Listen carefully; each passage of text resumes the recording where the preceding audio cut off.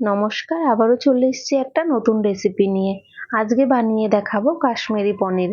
আর কাশ্মীরি পনির বানানোর জন্য আমাকে এখানে ময়দা নিতে হয়েছে। 300 গ্রাম ময়দা নিয়েছি আর সামান্য নুন দিয়ে আমি ভালো করে মেখে নিয়েছি। এবারে ময়দাটা আমি 1 ঘন্টার জন্য ঢেকে রেখে দেব। তারপরে আমি 1 ঘন্টা পরে ঢাকনা তুলে নিয়েছি। 1 ঘন্টা হয়ে গেছে। তারপরে এখানে আমি প্লেন ঠান্ডা জল দিয়ে ময়দাটাকে ভালো করে ধুয়ে নেব।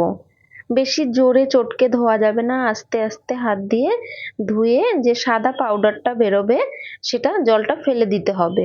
অন্তত 6 থেকে 7 বার ধোয়ার পরে আমার জলটা পরিষ্কার হয়েছে। ধোয়া হয়ে গেছে। ধোয়ার পরে কতটুকু হয়ে গেছে তারপর আমি ছাঁকনি করে জলটা একটু ঝরিয়ে নিচ্ছি। জলটা ঝরিয়ে নিলে ফ্রাই করার সময় তেলে দিলে তেল ছিটবে না। তো জল ঝরা হয়ে গেছে। এবারে আমি একটা টমেটো কেটে নিচ্ছি আর একটা আলু। টমেটোটা একটু বড় বড় করেই কেটেছি, কারণ কি পেস্ট করব। আলুটা আমি ছোট টুকরো করে ডুমো ডুমো করে কেটে নিলাম। কাটা হয়ে গেছে। এবার আমি জলে ভিজিয়ে দিচ্ছি। তারপরে আমি এখানে নিয়েছি 1 চামচ কাজু, 1 চামচ চালমগজ আর একটু জল দিয়ে ভিজিয়ে নিলাম। তারপরে আমি টমেটো, কাজু আর চালমগজটা পেস্ট করে নিলাম। তারপর আমি এখানে কড়াই বসিয়ে দিয়েছি আর দিয়ে দিয়েছি সর্ষের তেল। সর্ষের তেলেই পুরো রান্নাটা করব। তো তেল গরম হয়ে গেছে। তারপরে আমি ময়দার পনিরগুলো ছোট করে টুকরো করে কেটে তেলে ছেড়ে দিয়েছি। তেলে ছাড়তেই সুন্দর ফুলে উঠেছে। তো এভাবেই আমি সব পনিরগুলো ফ্রাই করে নেব। আর খুব বেশি লাল করব না, হালকা লাল করে ফ্রাই করে নেব। হয়ে গেছে, এবারে তুলে নিচ্ছি। আর সুন্দর গোল গোল হয়েছে আর ফুলেছেও সুন্দর। সবগুলোই আমি ফ্রাই করে নিয়েছি। একই কড়াইতে এবার আলুগুলো ফ্রাই করে নেব। আর দিয়ে দিলাম একটু সামান্য নুন আর একটু সামান্য হলুদ দিয়ে লাল লাল করে ফ্রাই করে নেব। ফ্রাই করা হয়ে গেছে। এবার আমি আলুগুলো তুলে নিচ্ছি। আলুগুলো তুলে নিয়েছি আর একই তেলে আমি দিয়ে দিলাম 2টো শুকনো লঙ্কা, একটা তেজপাতা, একটা দারচিনির টুকরো, একটা এলাচ, একটা লবঙ্গ আর দিলাম সামান্য গোটা জিরে। দিয়ে দেবো আমি গুঁড়ো মশলাগুলো। গুঁড়ো মশলাগুলো আমি জলে একটু ভিজিয়ে রেখেছিলাম। দিয়েছি 1/2 চামচ ধনে গুঁড়ো, 1/2 চামচ কাশ্মীরি লঙ্কার গুঁড়ো, 1/2 চামচ হলুদ গুঁড়ো আর 1/2 চামচ আদা বাটা আর দিয়েছি 2টো কাঁচা লঙ্কা।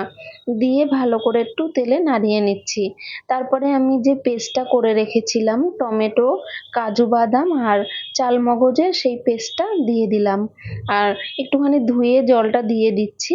এবারে ভালো করে একটু কষিয়ে নেব যতক্ষণে না মশলা থেকে কাঁচা গন্ধটা চলে যায়। হাতে একটু সময় নিয়ে মশলাটা আস্তে আজে কষিয়ে নিতে হবে, কারণ কি বাদাম দেওয়া আছে, নিচে লেগে যেতে পারে।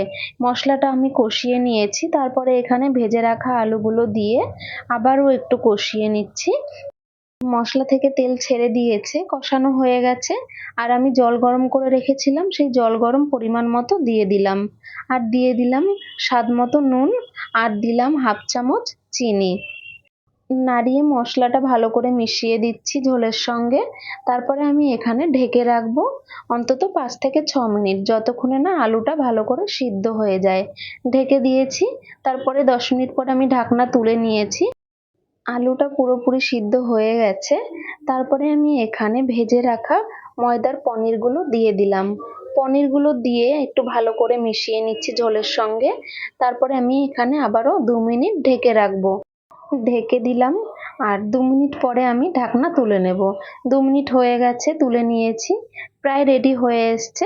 তারপরে আমি এখানে দিয়ে দিলাম 1/2 চামচ ঘি আর দিয়ে দেব ছোট 1 চামচের গরম মশলা গুঁড়ো।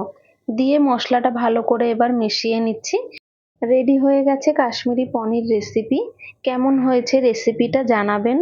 আর ভালো লাগলে অবশ্যই লাইক, কমেন্ট, শেয়ার করবেন। আর এখানেই ভিডিওটা শেষ করছি। আবার দেখা হবে নতুন কোনো রেসিপিতে।